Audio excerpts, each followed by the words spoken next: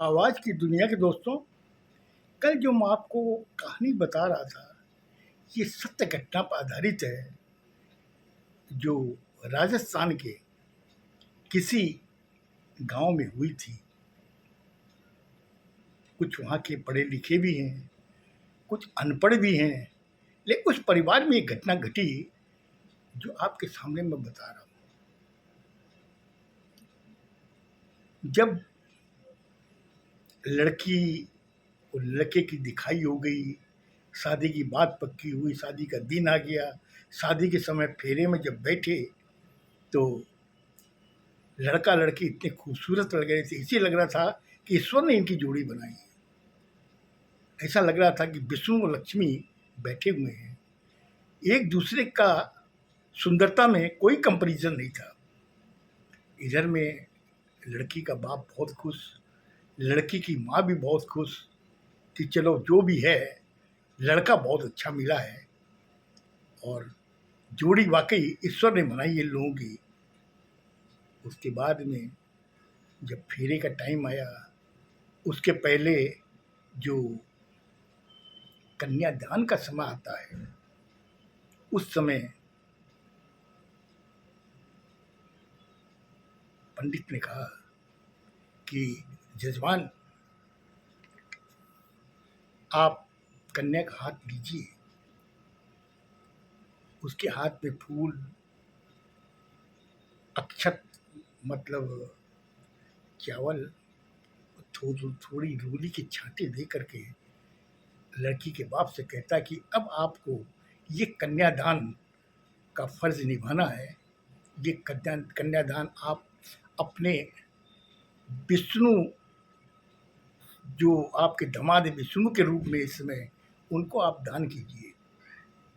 उस समय वो वही करता जैसे वो पंडित जी बताते हैं, उस कन्या का दान करता। उसके बाद में पंडित जी कहते कि इनकी फेरे की रस्म की जाए। फेरे की रस्म होती है, जब 7 फेरे हो जाते हैं फिर वापस उनको बैठाया जाता है। और बैठाने के बाद में पंडित जी कहते हैं कि अब मैं जैसा बोलता हूँ वैसे आप लोगों को बोलना है। पहले लड़की से कहते हैं, 7 वचन निभाता है, लड़की वैसी जवाब देती जैसे पंडित जी कहते हैं। फिर लड़के से कहता है, लड़का भी वही बोल रहा है जो पंडित जी बता रहे हैं। 7 फेरे 7 जन्मों के लिए जो होते हैं, लड़का बोल रहा। उस समय लड़की का बाप कहता है कि लड़का बोल तो रहा है, बहुत ही शालीनता से बोल रहा है, वाकई बहुत अच्छा लगा। उसके बाद में विदा का समय आता है। जब विदा हो रहे हैं, इधर में लड़की का जो बाप है, उसका ऐसा लग रहा है जाने कि कलेजे से कोई टुकड़ा काट के ले जा रहा है। इधर माँ इस तरीके से बिलक बिलक के रो रही है। वो बेटी अपनी माँ के गले लग करके रो रही है कि माँ मुझे मत भेजो, मुझे मत भेजो।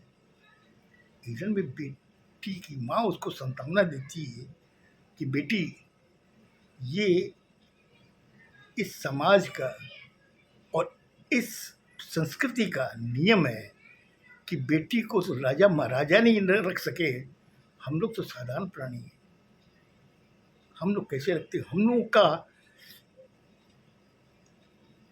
का लड़की की शादी करने के बाद में जो कन्यादान होता है, वही है, उससे हम लोगों का जीवन सफल होगा। ईश्वर ने तुम्हें हमारे घर में पैदा होने का अवसर प्राप्त किया। अब हमें अवसर प्राप्त करने दो कन्यादान करने का, और हम अब तुम्हें अपना जीवन सफल करना है। जैसे मैं एक दिन ब्याह के तेरे पापा के साथ इस घर में आई थी, अब तुम्हें इनके साथ जा करके अपना घर परिवार बनाना है। बेटी, तुम जैसे बनाओगी वैसे ही तुम्हें घर मिलेगा, और मुझे आशा है कि तुम मुझे निराश नहीं करोगे। इतना कहने के बाद लड़की विदा होती है। इधर में वो अपने पापा के गले लगती है, खूब रोती है कि पापा, आपके इस आंगन की मैं चिड़िया थी, आज ये चिड़िया उड़ रही है। और जिस समय जब आप सुबह उठोगे, आपको सब चीज़ नज़र आएगी, जैसी थी वैसे इस घर में नज़र आएगी। मगर वो नज़र नहीं आएगी जिसके लिए आपकी आंखें तरसती थी। वो बेटी आज अपना घर बसाने जा रही है, आप चिंता मत करना। मैं भी आपको कोई तरीके की शिकायत का मौका नहीं दूंगी और मैं उस घर को ऐसा संभालूंगी जैसे मेरी मम्मी ने इस घर को संभाला है। इतनी नसीहत देने के बाद में बेटी वहाँ से बता गाड़ी में बैठ जाते हैं। इधर में दूल्हा बैठता है, फिर लड़की बैठती है, दूसरी गाड़ी के अंदर उसके सास ससुर बैठते हैं और सगे संबंधी जो होते हैं सब गाड़ी में बैठ बैठ के वहाँ से रवाना हो जाते हैं। अब वो चले गए। जाने के बाद में ये वापस अपने घर की तरफ लौटते हैं तो उस समय लड़की का बाप अपनी पत्नी से कहता कि सुलोचना, देख आज हम लोगों का जीवन सफल हुआ है।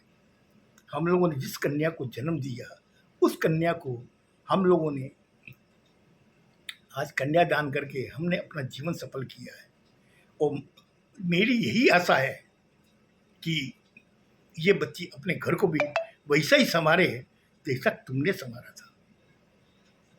अपनी संतानों देते देते अपनी पत्नी को ले जाता है, घर में सोफे बैठ जाते, बाकी जितने भी रिश्तेदार सब हाथ जोड़ जोड़ करके सब अपने घर की तरफ रवाना हो जाते हैं। दूसरे दिन सुबह उठता है लड़की का बाप, उठ के आवाज़ देता अपनी लड़की को। अचानक उसको ख्याल आता है कि लड़की तो यहाँ है नहीं। फिर वो सुलोचना को कहता, सुलोचना चाय तो लेके आ। दोनों जने बैठ के चाय पीते हैं। इस तरीके से उनका जीवन चलने लगता है। इधर में लड़की का बाप कहता है, सुलोचना एक काम कर, उसके ससुराल में फ़ोन करना, पता चले लड़की कैसी है। सुलोचना कहती नहीं, आज नहीं करेंगे, 2-3 दिन रुक जाइए। अभी तो उनके घर के अंदर फंक्शन हो रहे होंगे, मोहल्ले के लोग आएंगे, बहू की मुख दिखाई होगी और काफ़ी घर के अंदर फंक्शन होंगे, तो इसलिए उनको भी डिस्टर्ब नहीं करते हैं। 1-2 दिन रुक जाइए, फिर मैं फ़ोन करूँगी, या हो सकता है उनका ही फ़ोन आ जाए।